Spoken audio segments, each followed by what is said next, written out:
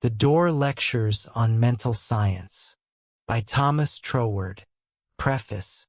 The lectures compiled within this volume were delivered by myself at the Dore Gallery in Bond Street, London, on the Sundays of the first 3 months of the current year, and are now published at the earnest solicitation of many who attended them, accounting thereby for their title, The Dore Lectures. An anthology of discrete discourses on diverse subjects inevitably suffers from the disadvantage of a lack of continuity and the repetition of similar concepts and expressions. I trust, therefore, that the reader will pardon these deficiencies as inherent to the nature of the work. Nevertheless, it will be observed that, despite the absence of an intentional arrangement, there exists a definite progression of thought throughout the 12 lectures comprised herein, owing to the fact that all endeavor to convey the identical central thesis, namely, that whilst the laws of the universe remain inviolable, they may be induced to operate under specialized conditions so as to yield results unattainable under the circumstances provided by nature alone.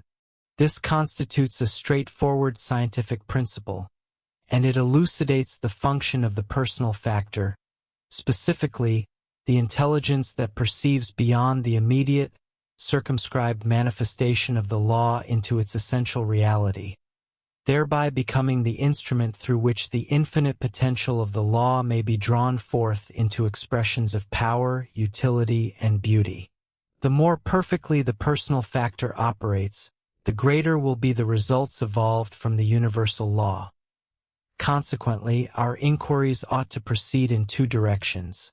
On the one hand, the theoretical examination of the operation of universal law, and on the other, the practical cultivation of our capacity to apply it. Should this volume assist any reader in this dual pursuit, it will have fully accomplished its purpose. The subjects under discussion have of necessity been treated with brevity, and the lectures must be regarded merely as suggestions for avenues of thought which the reader may pursue further independently. For this reason, one should not anticipate that meticulous elaboration of detail which I would gladly have provided had I written upon any single one of these topics in isolation. This modest volume should be accepted for what it truly is, the record of somewhat fragmentary addresses delivered to an exceptionally patient audience, to whom I dedicate it with profound gratitude. June 5, 1909. Thomas Troward. Chapter 1. Entering into the Spirit of It. We are all familiar with the import of this phrase in daily life. The spirit is that which imparts life and motion to any entity. Indeed, it is that by which existence itself is rendered possible. The thought of the author, the impression of the painter, the sentiment of the musician, constitutes that without which their respective works could never have been produced. And it is solely by entering into the conception that gives rise to the work that we can derive the enjoyment and benefit it is capable of conferring. Should we fail to enter into its spirit, the book, the picture, or the music remains devoid of meaning to us, for to appreciate them we must participate in the mental attitude of their creator. This constitutes a universal principle. If we do not enter into the spirit of an object, it remains lifeless so far as we are concerned.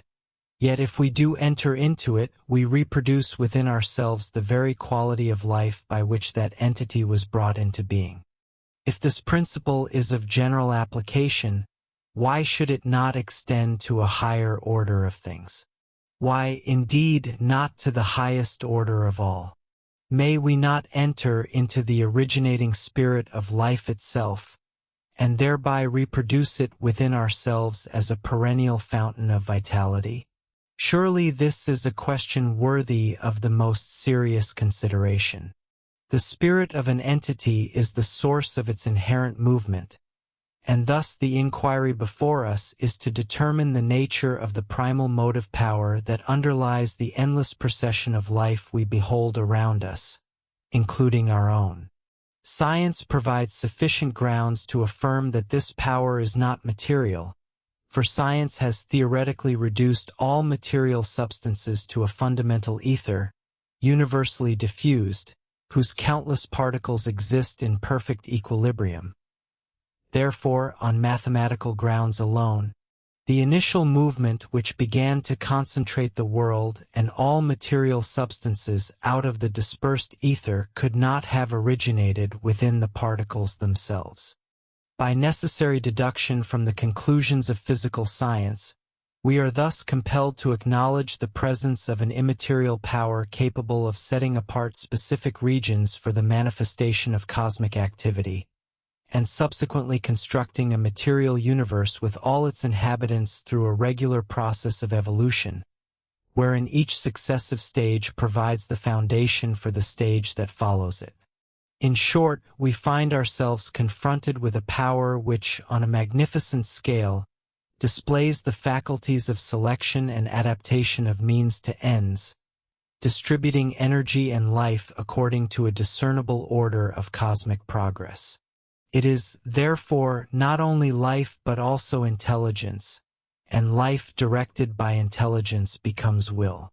This originating power is what we denote when we speak of the spirit, and it is into the spirit of the entire universe that we must enter if we are to reproduce it within ourselves as a source of original life.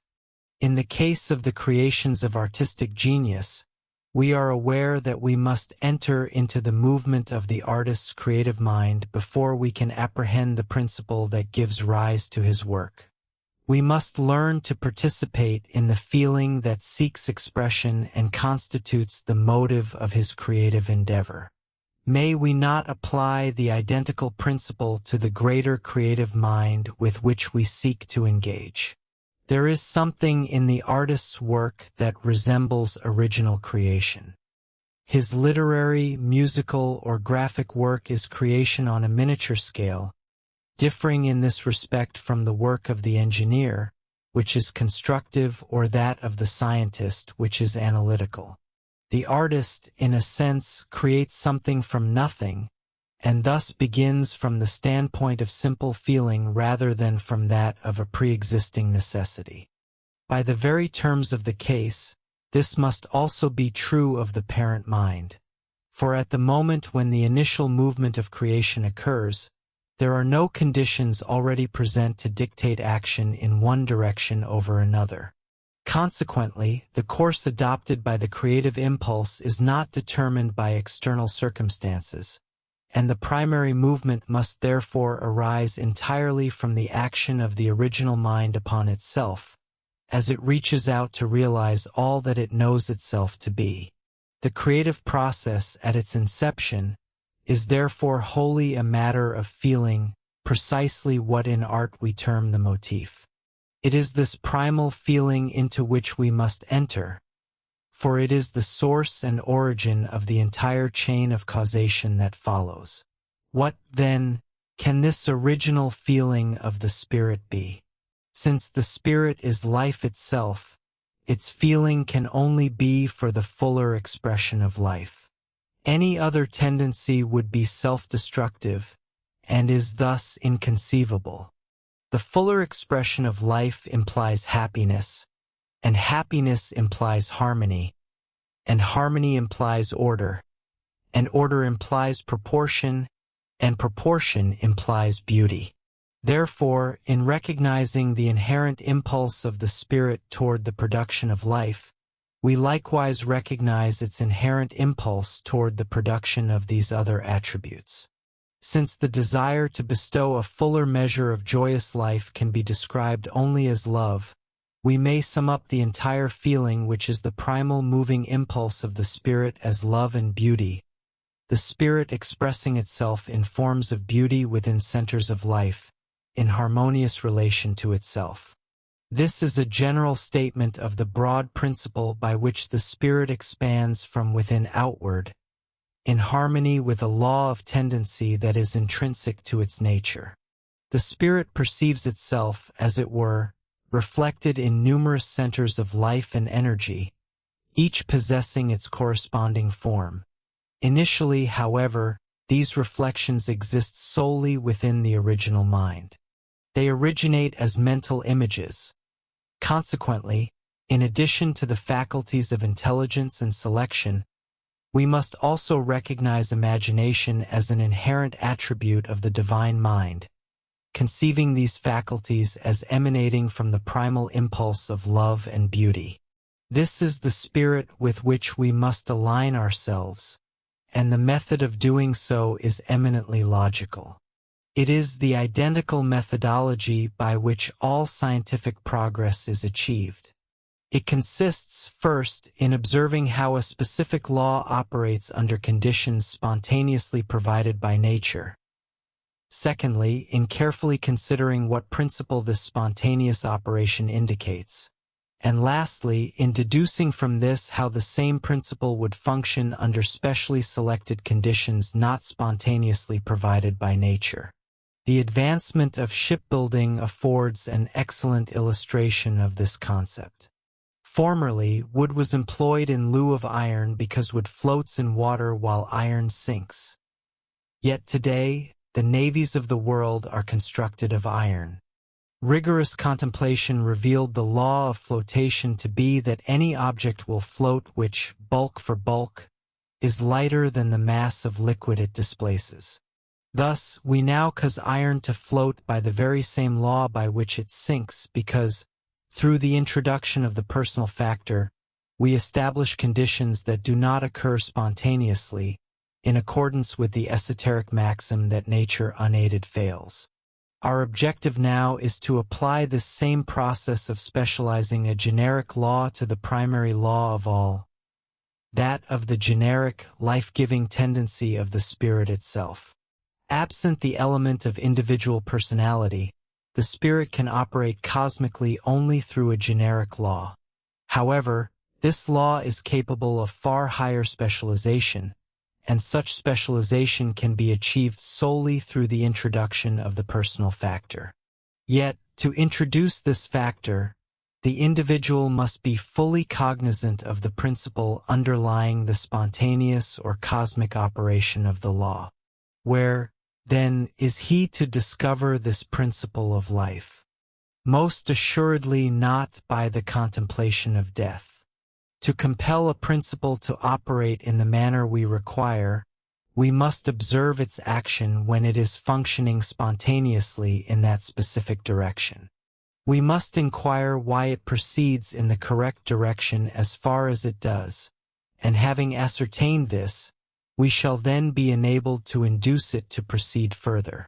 The law of flotation was not discovered by contemplating the sinking of objects, but rather by contemplating those that floated naturally, and subsequently inquiring with intelligence why they did so. The comprehension of a principle is to be acquired through the study of its affirmative action. Once we understand that, we are positioned to rectify the negative conditions that tend to impede that action. Now, death is the absence of life and disease is the absence of health. Therefore, to enter into the spirit of life, we must contemplate it where it is to be found, and not where it is absent. Thus we are met with the ancient inquiry, "Why seek ye the living among the dead?" This is the reason we commence our inquiries by considering the cosmic creation, for it is there that we observe the life spirit operating through untold ages, not merely as deathless energy, but with a perpetual progression into higher degrees of life. If we could but so enter into the spirit as to render it personally in ourselves what it evidently is in itself, the magnum opus would be accomplished. This entails realizing our existence as drawn directly from the originating spirit, and if we now comprehend that the thought or imagination of the spirit constitutes the supreme reality of being, and that all material phenomena are merely correspondences, it logically follows that our task is to maintain our individual place in the thought of the parent mind. We have observed that the operation of the originating mind must of necessity be generic, that is, in accordance with types that encompass multitudes of individuals. This type is the reflection of the creative mind at the level of that particular genius, and at the human level it is man not as associated with specific circumstances, but as existing in the absolute ideal.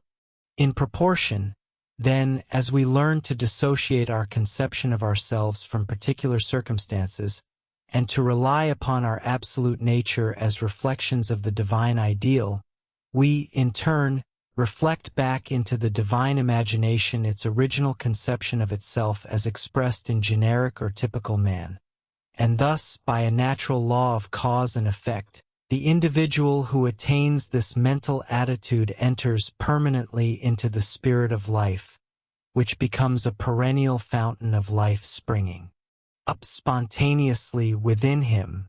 He then discovers himself to be, as the scriptures declare, the image and likeness of God. He has attained the level at which he provides a new point of departure for the creative process, and the Spirit, finding a personal center within him, initiates its work de novo, having thus resolved the formidable problem of enabling the universal to act directly upon the plane of the particular. It is in this sense, as providing the necessary center for a new departure of the creative spirit, that man is said to be a microcosm or a universe in miniature, and this is also the import of the esoteric doctrine of the octave, of which I may have occasion to speak more fully hereafter. If the principles set forth herein are maturely considered, they will be found to elucidate much that would otherwise remain obscure, and they will likewise provide the key to the succeeding essays. The reader is therefore requested to reflect upon them diligently, and to observe their connection with the subject of the forthcoming article. Chapter 2. Individuality. Individuality is the indispensable complement to the universal spirit, which formed the subject of our contemplation last Sunday. The entire problem of existence consists in determining the true relationship of the individual to the universal originating spirit, and the first step toward ascertaining this is to comprehend what the universal spirit must be in itself. We have already accomplished this to some extent, and the conclusions at which we have arrived are that the essence of the spirit is life, love, and beauty, that its motive or primary animating impulse is to express the life, love, and beauty which it perceives itself to be, that the universal cannot operate upon the plane of the particular except by becoming the particular, namely, through expression via the individual. If these three axioms are clearly apprehended, we possess a secure foundation from which to commence our consideration of today's subject. The first inquiry that naturally arises is, if these principles hold true, why does not every individual manifest the life, love, and beauty of the universal spirit? The answer to this inquiry is located in the law of consciousness.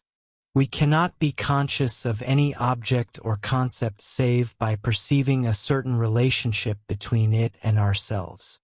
It must affect us in some manner, for otherwise we remain oblivious to its existence.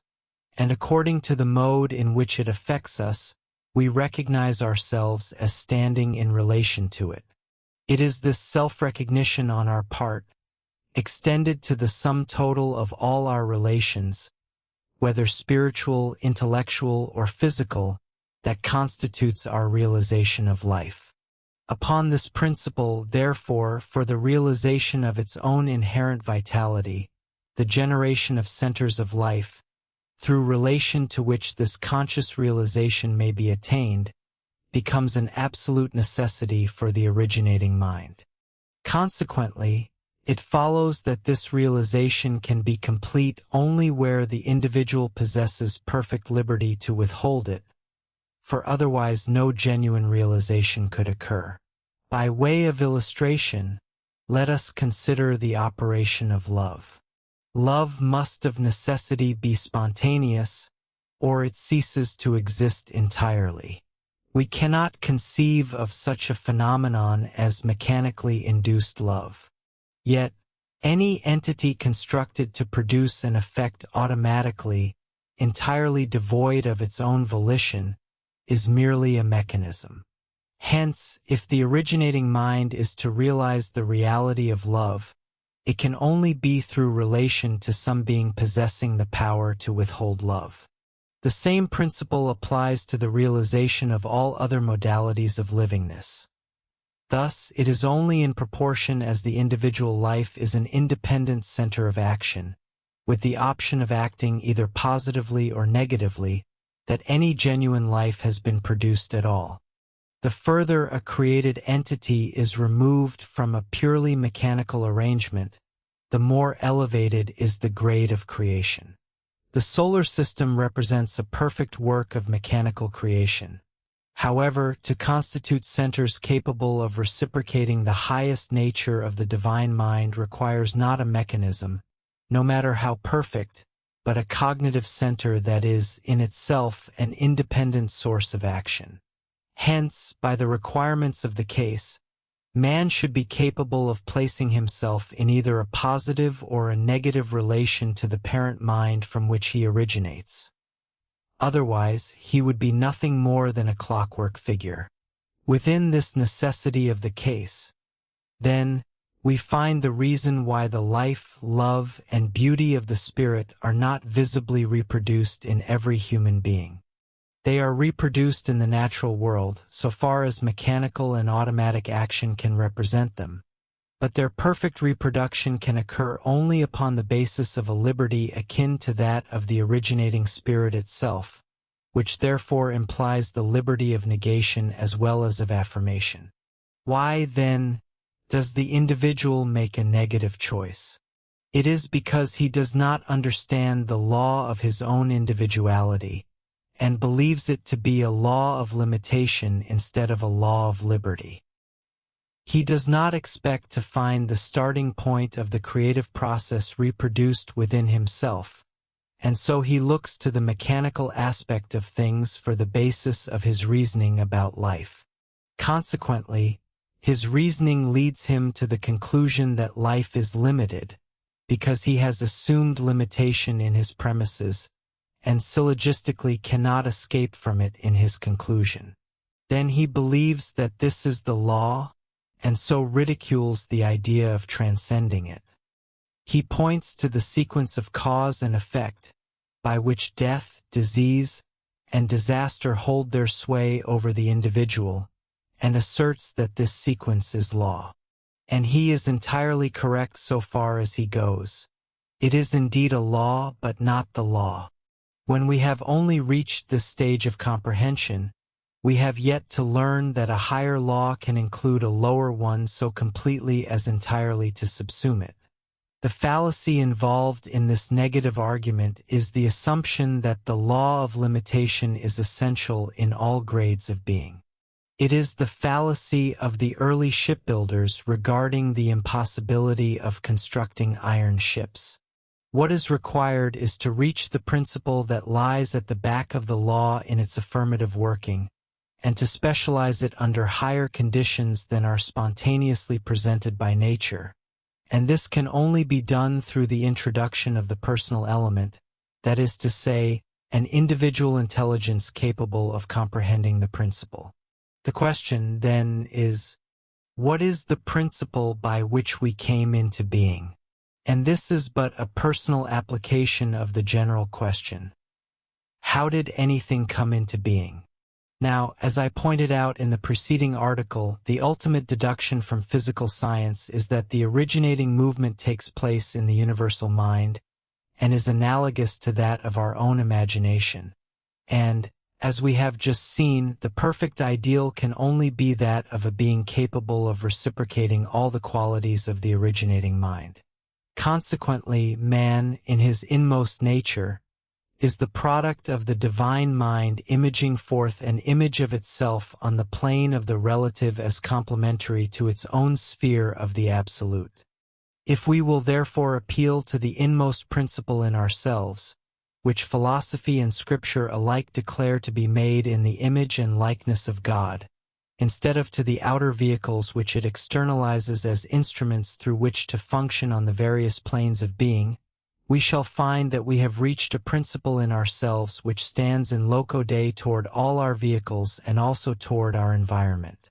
It is above them all and creates them, however unaware we may be of the fact, and relatively to them it occupies the place of first cause. The recognition of this is the discovery of our own relation to the entire world of the relative.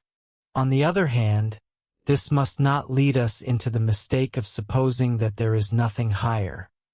For, as we have already seen, this inmost principle or ego is itself the effect of an antecedent cause, since it proceeds from the imaging process in the divine mind. We thus find ourselves holding an intermediate position between the true first cause, on the one hand, and the world of secondary causes on the other.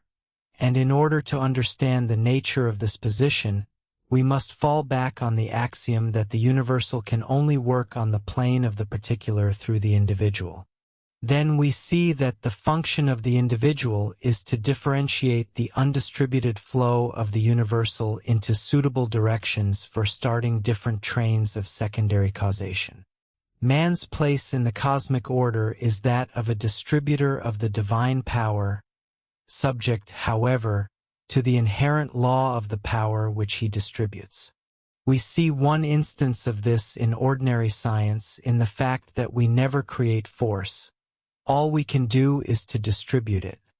The very word man means distributor or measurer, as, in common with all words derived from the Sanskrit root mn, it implies the idea of measurement, just as in the words moon, month, mens, mind, and man, the Indian weight of 80 pounds. And it is for this reason that man is spoken of in Scripture as a steward or dispenser of the divine gifts. As our minds become open to the full meaning of this position, the immense possibilities and also the responsibility contained in it will become apparent. It means that the individual is the creative center of his own world. Our past experience affords no evidence against this, but on the contrary is evidence for it. Our true nature is always present, only we have hitherto taken the lower and mechanical side of things for our starting point, and so have created limitation instead of expansion. And even with the knowledge of the creative law which we have now attained, we shall continue to do this, if we seek our starting point in the things which are below us and not in the only thing which is above us, namely the divine mind, because it is only there that we can find illimitable creative power. Life is being. It is the experience of states of consciousness, and there is an unfailing correspondence between these inner states and our outward conditions. Now we see from the original creation that the state of consciousness must be the cause, and the corresponding conditions the effect, because at the starting of the creation no conditions existed, and the working of the creative mind upon itself can only have been a state of consciousness. This, then, is clearly the creative order, from states to conditions. But we invert this order, and seek to create from conditions to states. We say, if I had such and such conditions, they would produce the state of feeling which I desire. And in so saying, we run the risk of making a mistake as to the correspondence, for it may turn out that the particular conditions which we fixed on are not such as would produce the desired state. Or, again, though they might produce it in a certain degree, other conditions might produce it in a still greater degree, while at the same time opening the way to the attainment of still higher states and still better conditions. Consequently, our most prudent course of action is to emulate the pattern of the parent mind and establish mental self-recognition as our point of departure, secure in the knowledge that, by the inherent law of spirit, the corresponding conditions will manifest through a natural process of development. The paramount self-recognition, therefore, is that of our relationship to the Supreme Mind. That Supreme Mind constitutes the generating center, whereas we function as distributing stations. Just as electricity is generated at a central plant and transmitted in various modalities of power through appropriate distribution nodes, illuminating a chamber in one location, transmitting a message in another, and propelling a tramway car in a third. In like manner, the potency of the universal mind assumes specific manifestations through the distinct mind of the individual. It does not infringe upon the contours of his individuality, but rather operates along them, thereby rendering him not less, but more fully himself. It is, therefore, not a coercive power, but an expansive and illuminating one, so that the more acutely the individual perceives the reciprocal action between it and himself, the more abundant his vitality must become. Furthermore, we need not be disquieted by future circumstances, for we know that the all-originating power is operative both through us and on our behalf, and that, in accordance with the law demonstrated by the entirety of creation, it engenders all the conditions requisite for the expression of the life, love, and beauty which constitute its very essence. Hence, we may repose entire confidence in its capacity to prepare our path as we proceed. The words of the great teacher, "Take no thought for the morrow," noting that the precise translation is "take no anxious thought," represent the practical application of the most profound philosophy. This does not, of course, imply that we should abstain from effort. We must perform our portion of the labor, rather than expecting the divine to accomplish for us what can only be achieved through us. We are to employ our intellect and natural faculties in addressing the conditions immediately present. We must utilize them to their fullest extent, yet we must not attempt to exceed what current circumstances necessitate. We must refrain from forcing events, permitting them instead to develop naturally, confident that they do so under the guidance of the all-creating wisdom. By adhering to this method, we shall increasingly cultivate the habit of regarding our mental attitude as the key to our progress in life, cognizant that all else must emanate therefrom. Moreover, we shall discover that our mental attitude is ultimately determined by our conception of the divine mind. The ultimate consequence will be our recognition of the divine mind as nothing other than life, love, and beauty. Beauty being synonymous with wisdom, or the flawless harmonization of the parts to the whole, we shall perceive ourselves as distributing centers of these primary energies, and thus, in our turn, as subordinate centers of creative power.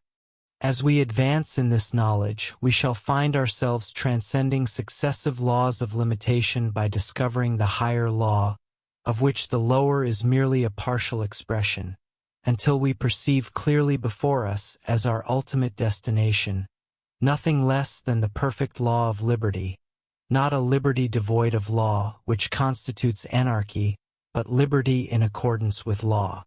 In this manner, we shall discover that the Apostle spoke the literal truth when he declared that we shall become like him when we see him as he is, for the entire process by which our individuality is forged is one of reflecting the image existing within the divine mind. When we thus comprehend the law of our own being, we shall be enabled to specialize it in ways of which we have hitherto had little conception. Yet, as is true of all natural laws, such specialization cannot occur until the fundamental principle of the generic law has been thoroughly comprehended. For these reasons, the student should endeavor to realize with increasing perfection, both in theory and in practice, the law governing the relationship between the universal and the individual minds. It is one of reciprocal action. If this principle of reciprocity is grasped, it will explain both why the individual fails to express the fullness of life, which is the spirit, and how he may attain to the plenitude of that expression, precisely as the same law explains why iron sinks in water and how it may be made to float. It is the individualization of the universal spirit, achieved by recognizing its reciprocity to ourselves, that constitutes the secret of the preservation and development of our own individuality. Chapter 3. The New Thought and the New Order. In the two preceding lectures, I have endeavored to formulate some conception of what the all-originating spirit is in its essence, and of the relationship of the individual to it. So far as we can form any conception of these matters, we perceive that they are universal principles applicable to the whole of nature and, at the human level, to all mankind. They are general laws, the recognition of which is an indispensable preliminary to any further advancement, since progress is achieved not by discarding the inherent law of things, which is impossible, but by specializing it through the presentation of conditions that enable the same principle to operate in a less restricted manner. Having thus acquired a general comprehension of these two ultimates, the universal and the individual, and of their mutual relation, let us now consider the process of specialization. In what does the specialization of a natural law consist? It consists in causing that law or principle to produce an effect which it could not engender under the merely generic conditions spontaneously provided by nature. This selection of appropriate conditions is the work of intelligence. It is a process of consciously arranging elements in a new order so as to produce a novel result. The principle itself is never novel, for principles are eternal and universal. However, the knowledge that the same principle will yield new results when operating under new conditions is the key to the unfoldment of infinite possibilities. What we must therefore consider is the operation of intelligence in providing specific conditions for the functioning of universal principles, thereby bringing about novel results that transcend our past experiences. The process does not consist in the introduction of novel elements, but rather in creating new combinations of elements that are ever present. Just as our ancestors could not conceive of carriages that traveled without horses, yet through a suitable combination of elements that had always existed, such vehicles are commonplace in our streets today. How, then, is the power of intelligence to be brought to bear upon the generic law governing the relation between the individual and the universal, so as to specialize it for the production of results superior to those we have hitherto obtained? All the practical achievements of science, which place the civilized world of today far in advance of the eras of King Alfred or Charlemagne, have been attained by a uniform and remarkably simple method.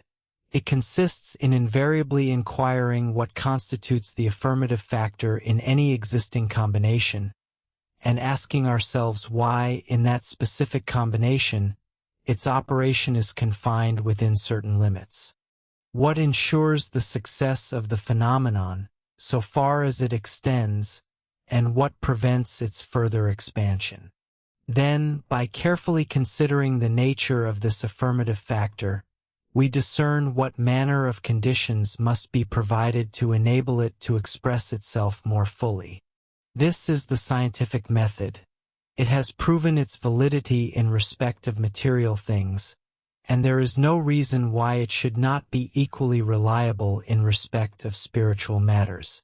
Adopting this as our method, we inquire what is the affirmative factor in the whole of creation, and in ourselves as components of that creation. As we established in the first lecture, this factor is spirit, that invisible power which concentrates the primordial ether into forms and endows those forms with various modes of motion, ranging from the purely mechanical movement of a planet to the volitional movement of man. Consequently, as this is indeed the case, the primary affirmative factor can be none other than the feeling and the thought of the universal spirit. Now, by hypothesis, the universal spirit must constitute the pure essence of life. Hence, its feeling and thought must inevitably tend toward the continually increasing expression of its inherent vitality. Accordingly, The specialization we seek must lie along the path of providing it with a center through which it may more perfectly realize this feeling and articulate this thought. In other words, the method of specializing the generic principle of spirit is to establish new mental conditions in perfect consonance with its own primordial nature. The scientific method of inquiry therefore leads us to the conclusion that the requisite conditions for translating the generic or racial operation of the spirit into a specialized, individual operation consist in a new mode of thought, a way of thinking that concurs with, rather than opposes, the essential forward movement of the creative spirit itself. This implies an absolute reversal of our erstwhile conceptions. Hitherto we have adopted external forms and conditions as the premises of our thought, inferring them to be the causes of mental states. Now, however, we have learned that the true order of the creative process is precisely the reverse. Thought and feeling are the causes, while forms and conditions are the effects. Once we have assimilated this lesson, we have grasped the foundational principle upon which the individual specialization of the generic law of the creative process becomes a practical possibility. New thought, therefore, is not the designation of a particular sect, but is the essential instrument by which our future evolution is to be conducted, its essence consisting in perceiving the relations of things within a new order. Hitherto we have inverted the true sequence of cause and effect. Now, by carefully contemplating the actual nature of the principle of causation in itself, the causing cause as distinguished from the caused effect, we return to the true order and adopt a new method of thinking in accordance therewith. In themselves, this order and this method of thinking are by no means novel. Indeed, they antedate the foundation of the world, for they are the attributes of the creative spirit itself. Throughout the ages, this teaching has been transmitted under various guises, the true significance of which has been discerned by only a select few in each generation. Yet, as this illumination dawns upon any individual, it appears to him as a new light. Thus, to each in succession, it becomes the new thought. And upon attaining it, one finds oneself within a new order. He continues, indeed, to be integrated within the universal order of the cosmos, yet in a manner entirely different from what he had previously conceived. From his new vantage point, he discovers that he is included not so much as a constituent of the general effect, but rather as a participant in the general cause. Upon perceiving this, he recognizes that the path of his further progress lies in permitting the general cause to flow with ever greater freedom into his own specific center. Consequently, he endeavors to establish those conditions of thought that will facilitate this influx. Furthermore, continuing to employ the scientific method of tracing the affirmative factor, he realizes that this universal causative power, by whatever name it may be designated, manifests as supreme intelligence in the adaptation of means to ends. It does so in the mechanics of the cosmos, in the generation of sustenance for the support of physical life, and in the preservation of the human race as a whole. Admittedly, the investigator is confronted at every turn with individual failure, yet his response to this is that there is no cosmic failure, and that such apparent individual failure is itself a constituent of the cosmic process. It is destined to diminish in proportion as the individual attains to the recognition of the moving principle of that process, and establishes the conditions necessary to enable it to assume a new point of departure within his own individuality. One of these primary conditions is to recognize this principle as intelligence, and to remember that in operating through our own mentality, it in no way alters its essential nature, just as electricity forfeits none of its intrinsic properties when passing through the specific apparatus that enables it to manifest as light. Once we perceive this, our train of thought will proceed along the following lines. My mind is a center of divine operation. The divine operation is invariably directed toward expansion and fuller expression. This, in turn, implies the production of something transcending all that has preceded it, something entirely novel, not contained within past experience, yet proceeding from it by an orderly sequence of growth. Therefore, since the divine cannot alter its inherent nature, it must operate in the identical manner within me. Consequently, in my own specific environment of which I am the center, it will advance to generate new conditions, always superior to any that have gone before. This constitutes a legitimate line of reasoning, derived from the premises established by recognizing the relationship between the individual and the universal mind.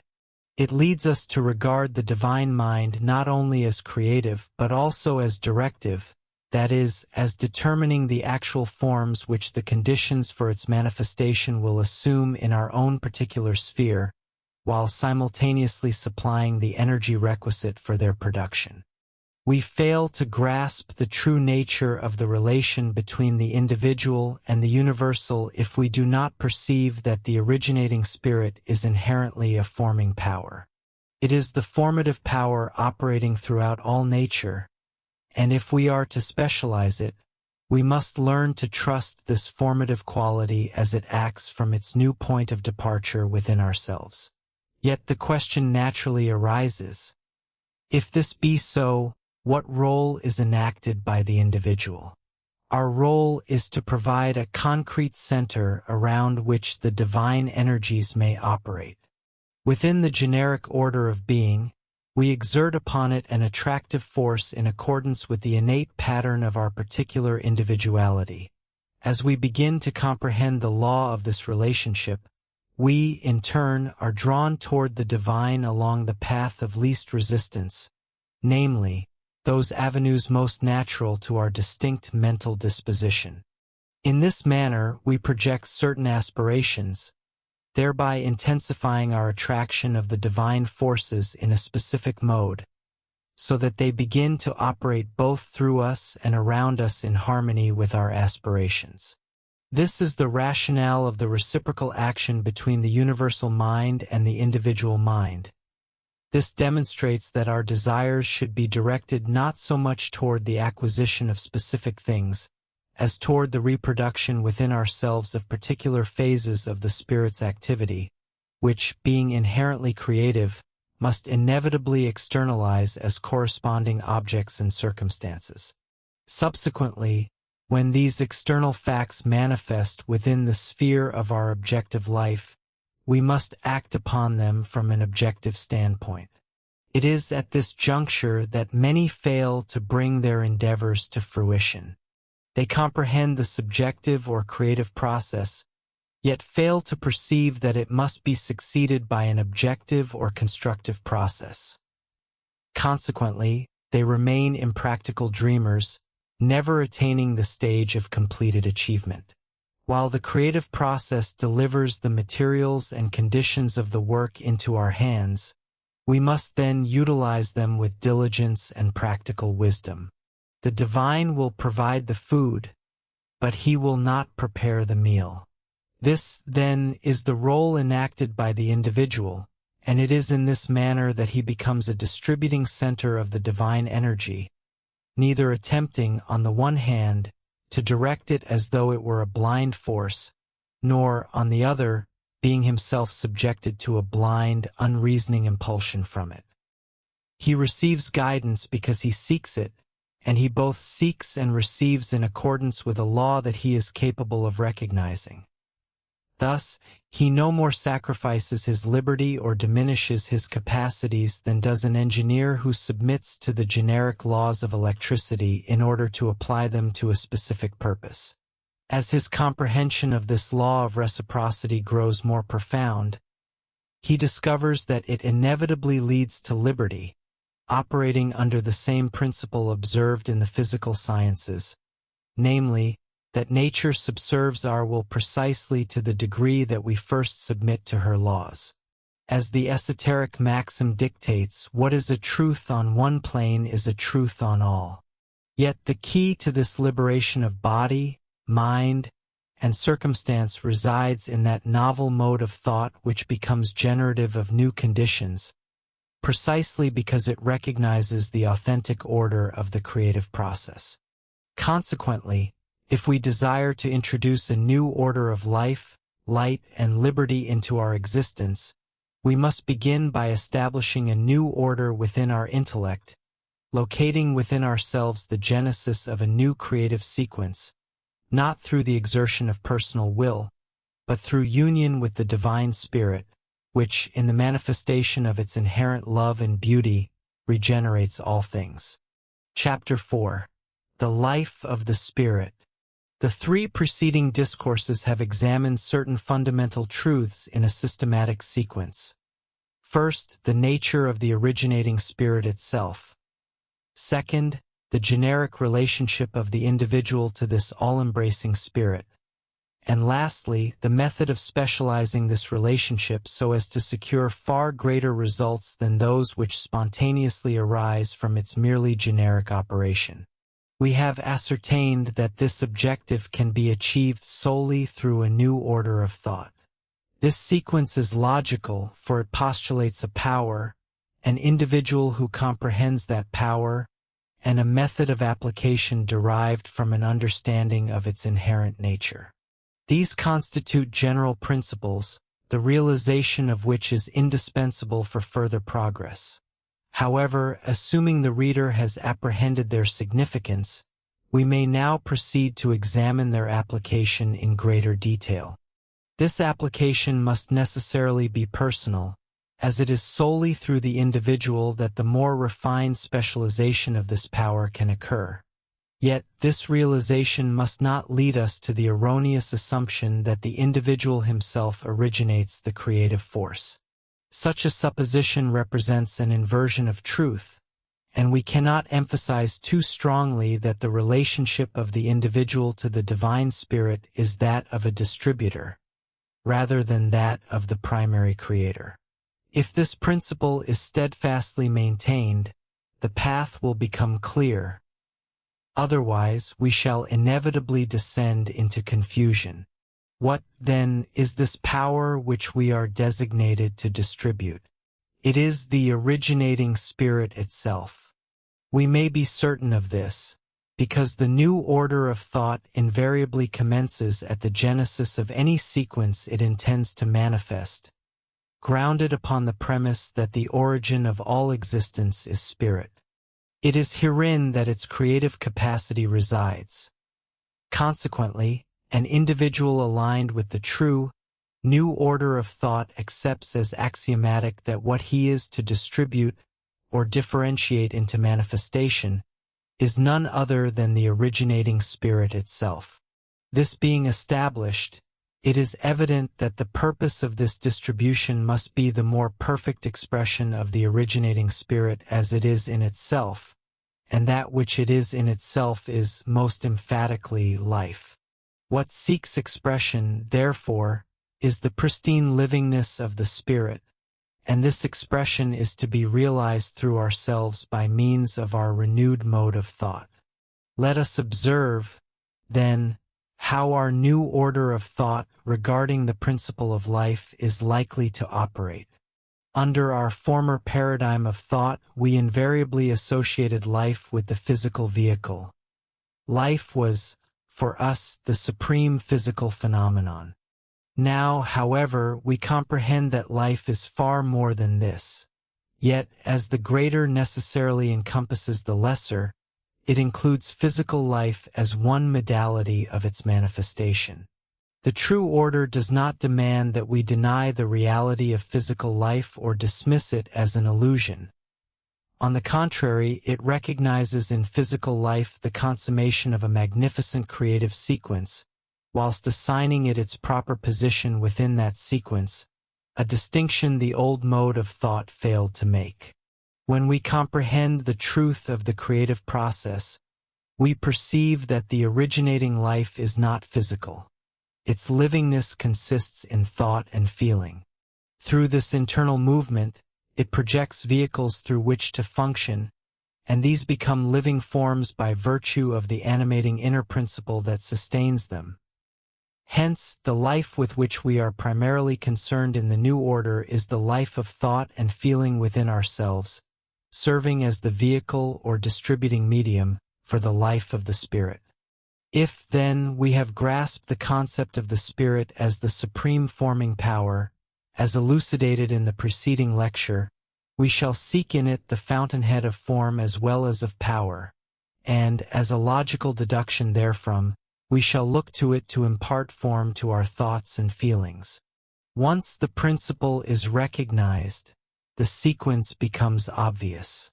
The form assumed by our external conditions, whether of body or circumstance, depends entirely upon the form assumed by our thoughts and feelings, and our thoughts and feelings will, in turn, derive their form from the source from which we permit them to receive suggestion.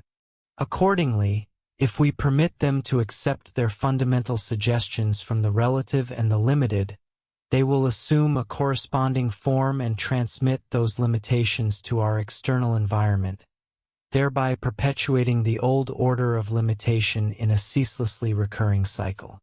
Our objective is to escape this circle of limitation, and the sole method of doing so is to have our thoughts and feelings molded into new forms that continually advance toward ever greater perfection. To satisfy this requirement, there must exist a forming power superior to that of our own unaided conceptions. This is discovered in our realization of the spirit as supreme beauty, or wisdom, which molds our thoughts and feelings into configurations harmoniously adjusted to the fullest expression, in and through us, of that livingness which the spirit is in itself. This is nothing other than transferring to the innermost plane of origination a principle with which all readers aligned with this thought may be presumed to be thoroughly familiar, the principle of receptiveness. We are all cognizant of what is meant by a receptive mental attitude when applied to healing or telepathy. Does it not logically follow, then, that the same principle may be applied to the reception of life itself from the Supreme Source? What is required, therefore, is to position ourselves in a receptive mental attitude toward the Universal Spirit, with the explicit intention of receiving its forming influence into our mental substance. It is invariably the presence of a definite intention that distinguishes an intelligent, receptive attitude of mind from a merely sponge-like absorbency, which indiscriminately imbibes whatever influences may happen to be drifting around. For we must not close our eyes to the fact that there are diverse influences in the mental atmosphere surrounding us, some of which are of the most undesirable nature. A clear and definite intention is therefore as indispensable to our receptive attitude as it is to our active and creative one. If our intention is to have our own thoughts and feelings molded into forms that express those of the Spirit, we establish a relationship with the Spirit which, by the very nature of the case, must inevitably lead us to the conception of new ideals, vitalized by a power that enables us to bring them into concrete manifestation. It is in this manner that we become differentiating centers of the divine thought, imparting to it expression in form within the realm of space and time. Thus is solved the great problem of enabling the universal to operate upon the plane of the particular, unimpeded by those limitations which the merely generic law of manifestation imposes upon it. It is precisely here that the subconscious mind performs the function of a bridge between the finite and the infinite, as noted in my Edinburgh lectures on mental science. For this reason, a recognition of its susceptibility to impression is of paramount importance. By establishing, therefore, a personal relationship with the life of the Spirit, the individual's sphere of existence is greatly expanded. This expansion occurs because the individual permits a higher intelligence than his own to assume the initiative, and since he recognizes that this intelligence is the essential principle of life itself, he can harbor no apprehension that it will act to diminish his personal existence. To do so would stultify its own operation, a self-destructive action representing a contradiction in terms to the very concept of the creative spirit. Cognizant, therefore, that by its inherent nature this intelligence can only operate to expand individual life, we may rely upon it with the utmost confidence, trusting it to initiate actions that will yield. Do you want access to this and all the complete audiobooks on the channel, plus the ebook version? Click the link in the description or scan the QR code in the left corner of the screen to access our library, where you can listen to your favorite esoteric books without ad interruptions, lock your screen, or use other apps while the narration plays, and even download the ebook version to follow along as you listen. Listen on your computer via web browser, or download the app from the Play Store. After subscribing, you will receive an email with your login details, password, and step-by-step instructions on how to access the books through the Hotmart app.